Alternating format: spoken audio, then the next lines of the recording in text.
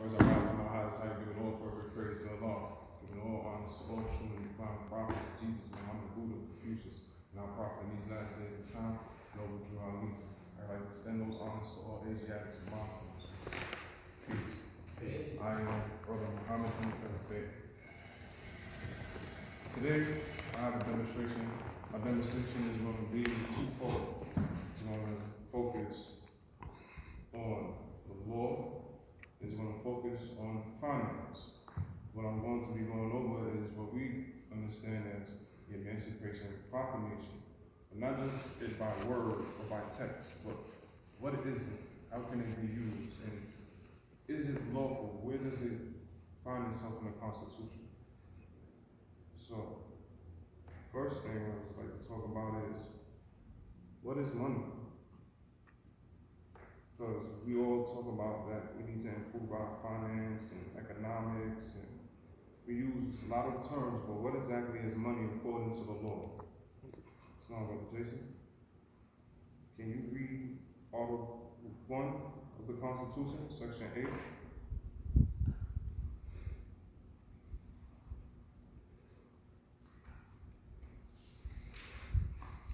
Clause 13.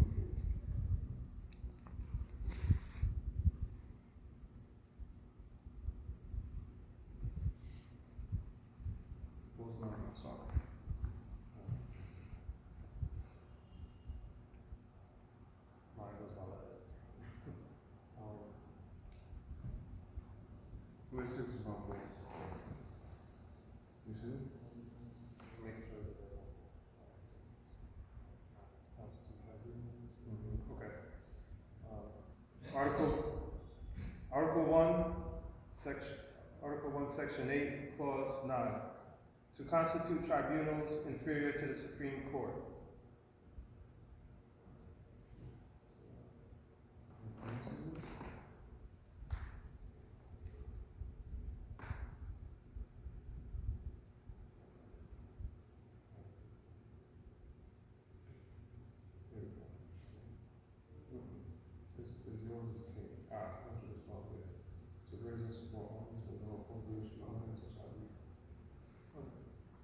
So, in this part of this Constitution, it talks about the regulation of money, what money is, how is it going to be used. Can you read that section, please?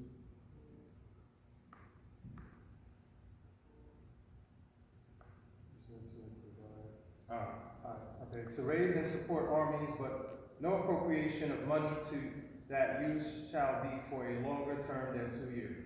Okay, so this is talking about the dispensation of loaning money. Also, it talks about raising armies. So you have a way to raise your defense. Now, in this book, The Resurrection, which almost should have agreed, on page 103, it has what you call the 13th Amendment with 20 sections. And it has different sections. To break this down understandingly, how does this tie in with the Constitution? Can you read Article 5, please, of the Constitution? This is called the amendment process. So we're going to see how we pass amendments. Method of amendment. Article 5. The Congress, whenever 2/3 of both houses shall deem it necessary, shall propose amendments to this Constitution, or on the application of the legislatures of 2/3 of the several states, shall call a convention for proposing amendments, which in either case shall be valid to all intents and purposes as part of this Constitution. When ratified by the legislatures of 3/4 of the several states, or by conventions in 3/4 thereof, as the one or the other mode of ratification may be proposed by the Congress, provided that no amendments which may be made prior to the year 1808 shall in any manner affect the 1st and 4th clauses in the 9th section of the 1st article, and that no state without its consent shall be deprived of its equal suffrage in the Senate. So this gives the details of how an amendment is passed. The 13th Amendment with its 20 sections was passed lawfully through the instruction of Article 5. Now there's a lot to be said and there's a lot to be learned from the 1320. Allah demonstration is focusing on compensation. This is contained within section 17, but before you can get to section 17, you have to understand section 16.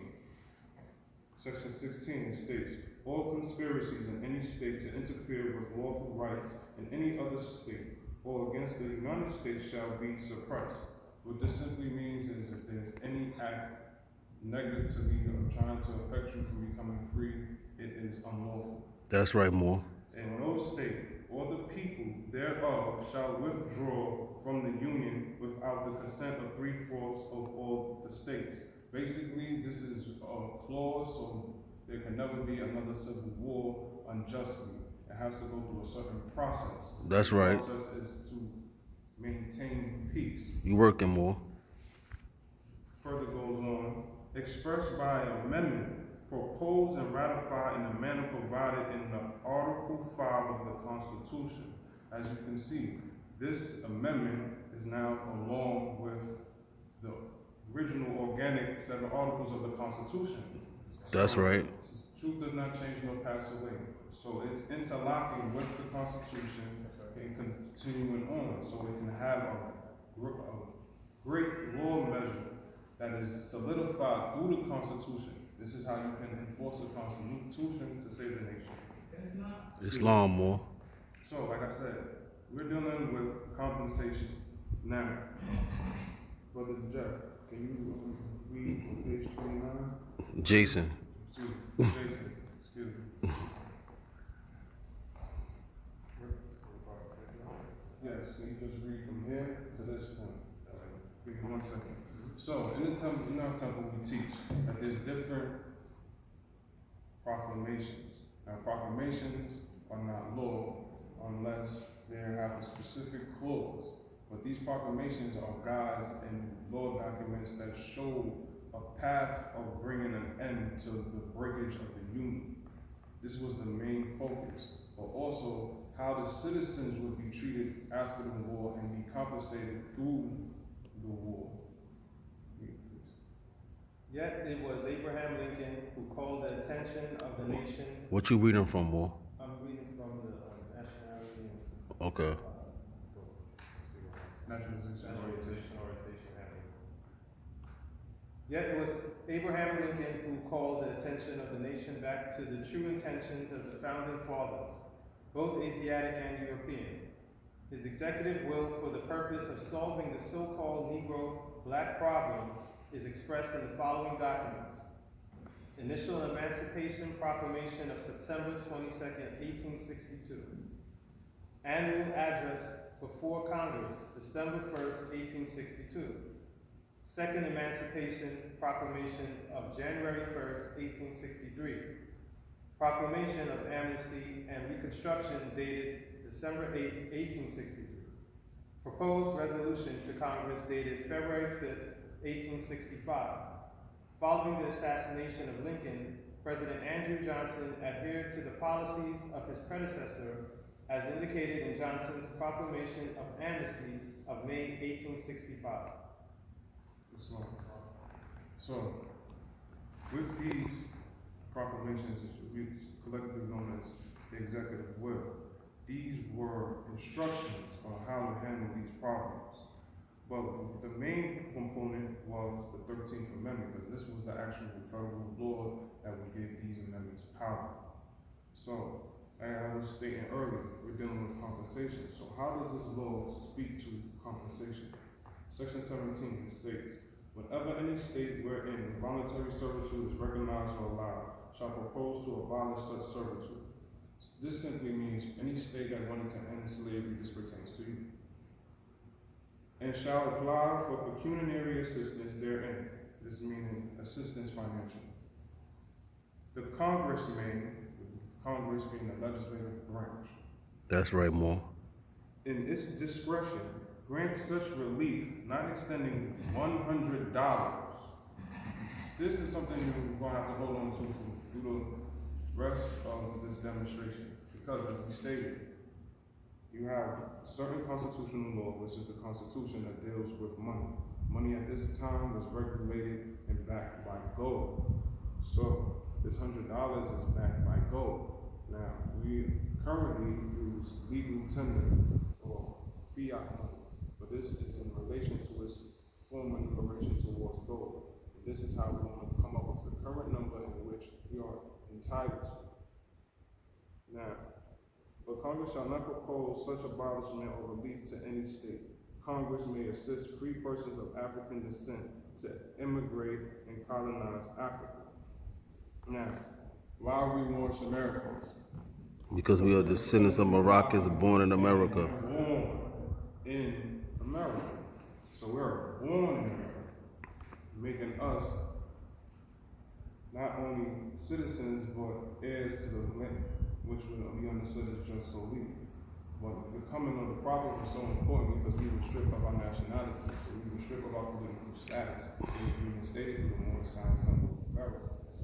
But we are still descendants of these people who had suffered this great suffering and also put in this work. This is why it's called compensation, because it is being paid for not only owning a property, but the work that was also put in during this time. The true inhabitants of Africa. The true inhabitants.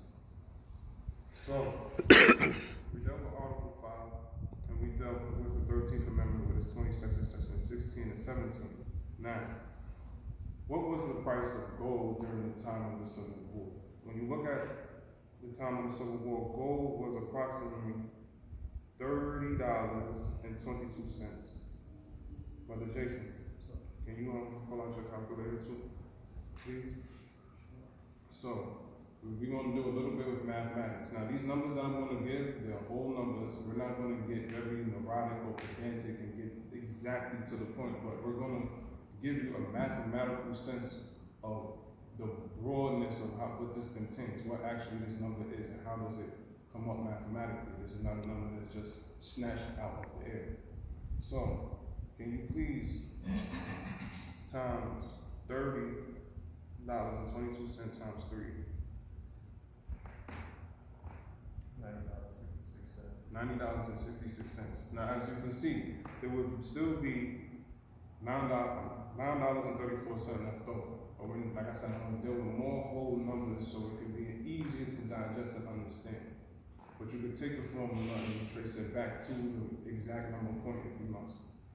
So now, that's within $100, right? So you will be able to buy 3 ounces of gold, right? Okay. How much is gold today? Gold right now is $1,300 an ounce. So you will have 3 ounces of gold at $1,300 per ounce. What's 1,300 times 3? 3,900. So now you have 3,900. According to today's census, can you look up today's census? There's over 300 million people in America. And as far as you're dealing with so-called blacks or descendants of slavery, it's about 13%. So he could grab that number, thank you, Lawson, so we can be on point, so we just don't know that I'm telling you this. So now you take the numeration of this census with the price of gold and you times it together. But there's other factors that you have to take in consideration.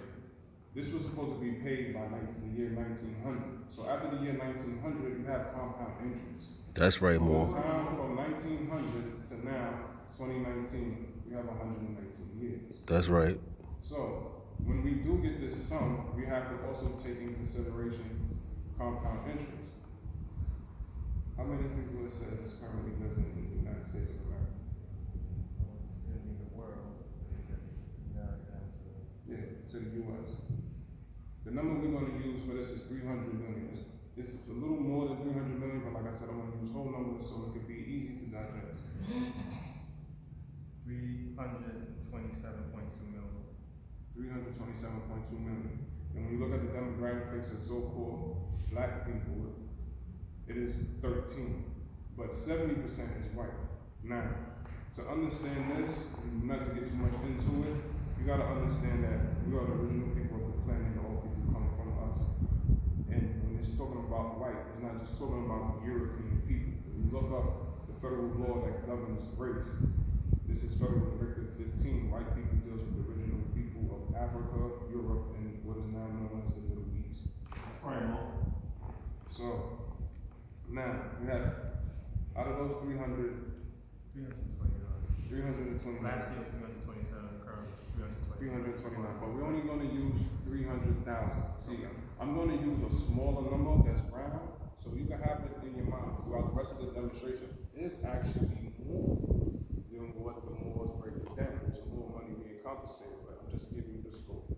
That's right. Now, with that 300,000, now we have to do this by 13%. So, are we mathematicians? No, we have tools of the workshop in mind to help us with this.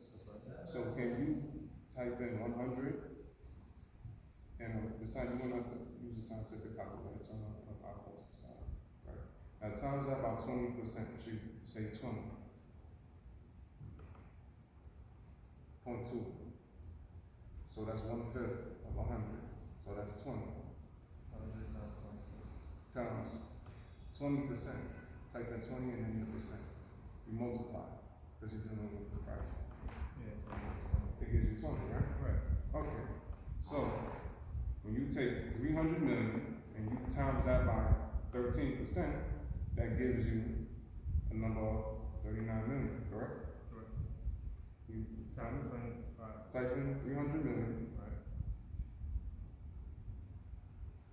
times 13%. 39. 39 million. Okay. So, currently, just to stay with the guise of understanding, now when you go into the actual census and the number gets greater, but for the sake of time and understanding, I'm gonna keep this simple. Now, we have 39 million. So, with the current understanding that these are descendants of so-called indentured servitude or slaves, that's 39 million times 100. So now times that number by 100.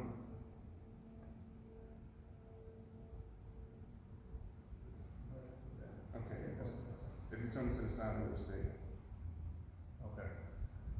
It's like 3,900,000,000. 3,900,000,000. Now, with 3,900,000,000, this is what will be stimulated into the body politic that brings this forth. So this means your nation. This is just a low level. We didn't even start with the compound interest yet. So, now that we have that number, what does that number represent? It represents the compensation according to the law, the 13th Amendment, 20 section of $100, right? Now, but we said this is only dealing with the fiat side.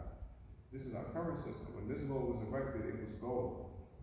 So now those 3 ounces of gold, we have to tally that up. So 1,300, right, times 3, as we said, was 3,900. Right. So now you have to times that number by 3,900. At 39 million. 39 39.9 million. billion.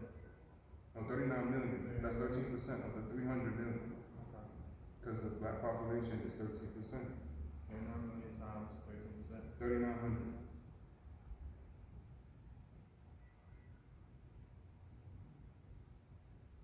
Wow, so 3,900 times 13%. No, 39 million Oh, that's times 3,900.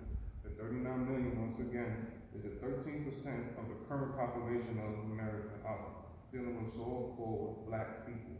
39 million times 13. And the 3,900 is representation of the 3 ounces of gold that will be permitted through 1320.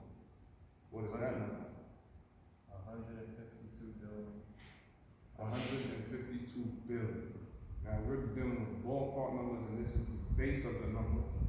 Now, when you deal with compound interest, I only gave you the numbers for the current generation of so-called black people. But there's been many generations of people through our line of descent, and each generation is due this compensation. So, you have about 10 generations of people, at least between the time of 1900 to the current day, right? So that number is 152 billion, right? So with every generation of people, you have, let's say we keep it on the basis of 10 years, a decade, 10 generations, that's a century, that's 100. Times that number by 100.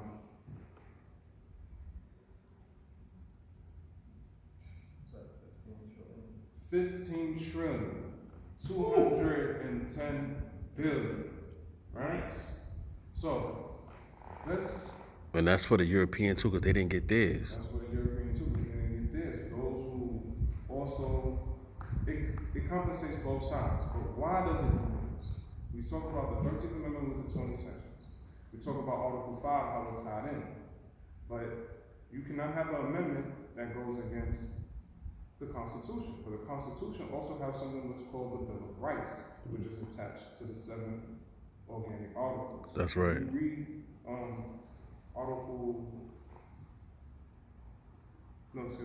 Amendment number 4, last clause.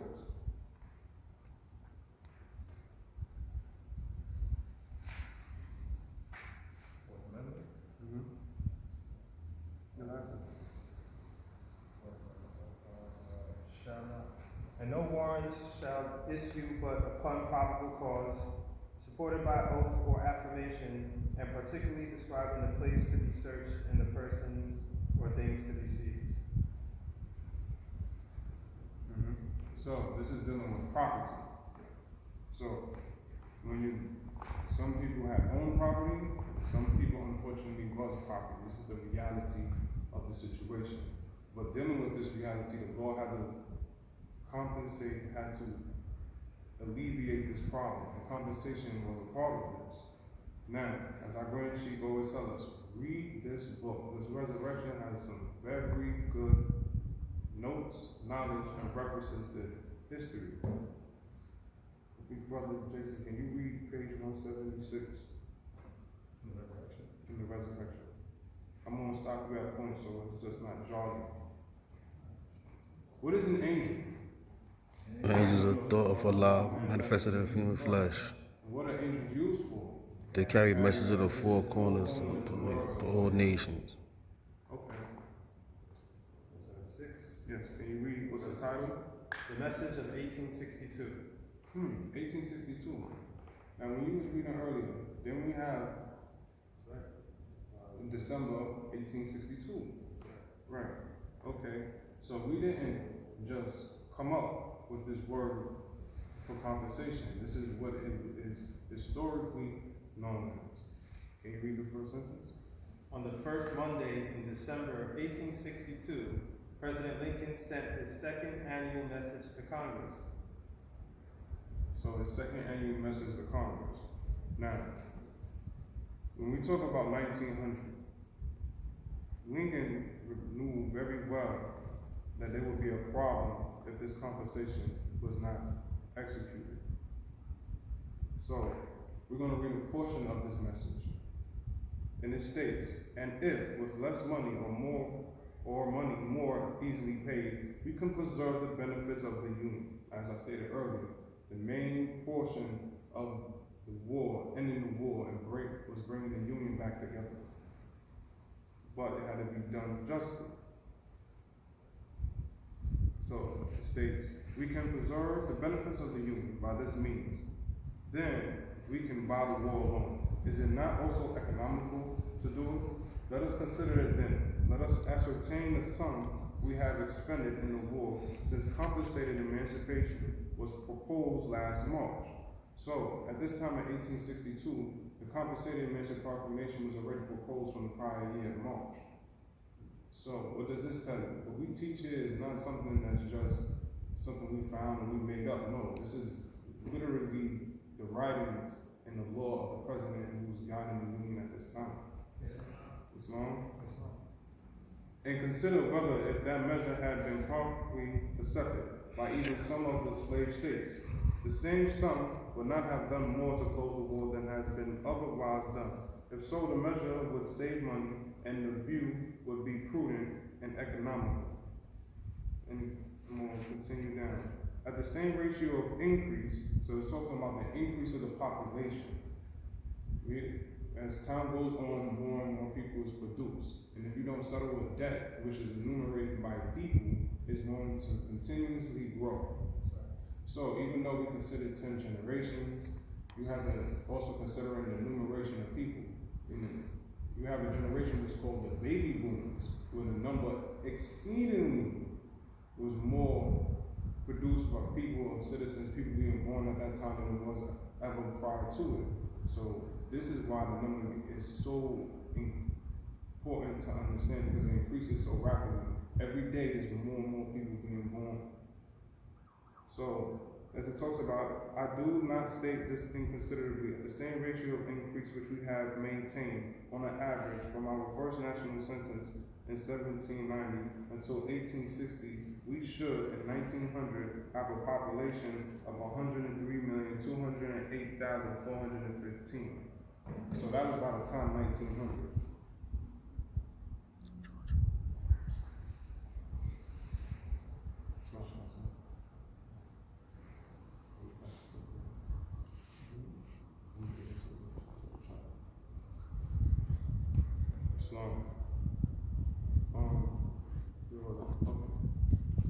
So this is the second annual message. I'll continue to read. It says, those who wanted the Union restored as it was did not like it, and the radical abolitionists.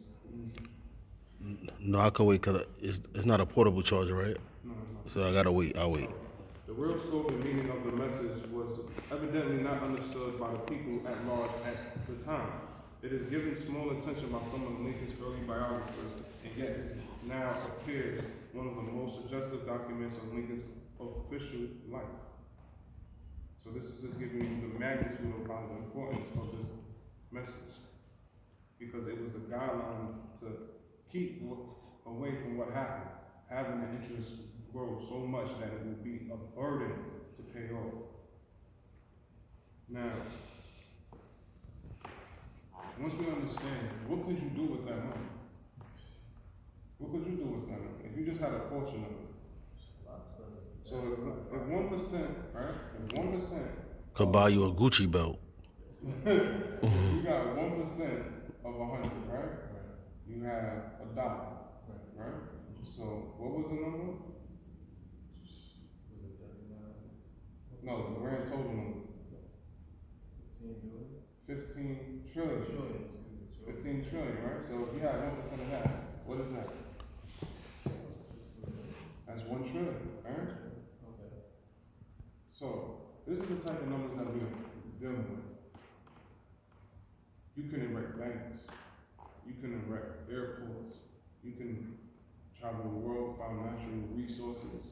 This is the treasure that we sit on. But you have to be able to go and search for it, study, understand what you was on, so we can go about saving our nation.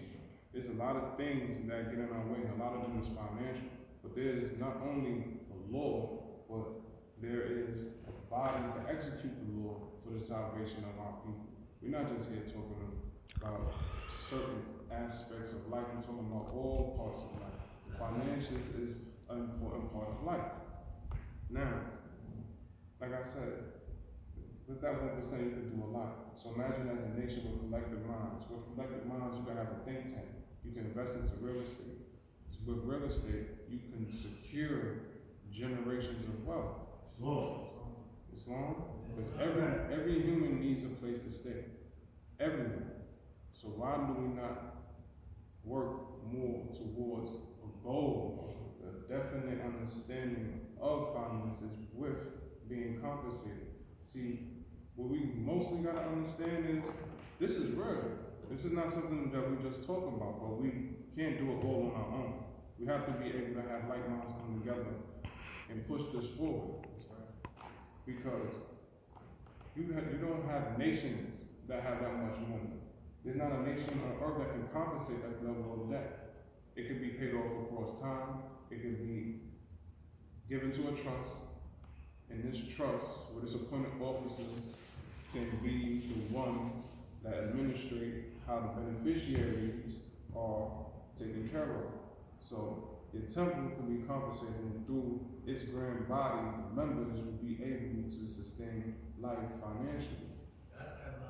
All other nations that have suffered atrocities, this is how they are paid.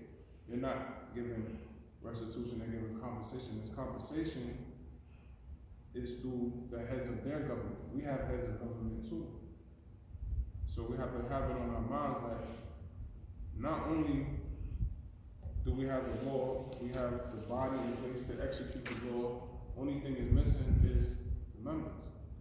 We have to come together on this. So, Brother Jason, can you read page 30? Top of the page.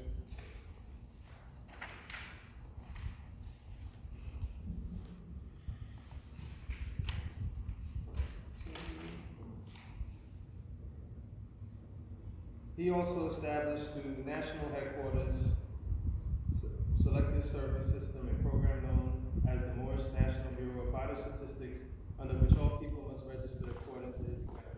Stands to continue. Yeah. Okay, no problem. Under this system, the U.S. National Bureau of Vital Statistics and all state bureaus must be purged of the filth of the racial designation of Negroism and the correct designation of our people as to the race Asiatic. So this is the importance of the Moorish Science Temple of America. Because not only is it a record for your salvation, there's an education that is entailed. This education gets rid of the misnomers in which you identify yourself. Because your status is classified, your status is between how you identify and classify. So with us, all members must obey their nationality, and we are teaching our people their nationality and agree that they know that they are part and parcel of this said government. Stop. How are you a part and parcel of this said government? How does your political status pertain to it, and how does it confirm? Like I said again, the temple is a body politic, which means this is a government. So you're correcting your political status in this government as a part and parcel of the government. So that is ridding the negoism on a federal and a governmental level. And the nationality Moorish American must be inserted in lieu thereof. The only permanent solution to the race problem in America is the complete implementation of Lincoln's executive will and the 13th Amendment with 20 sections, the essence of which can be summarized as follows. Compensation.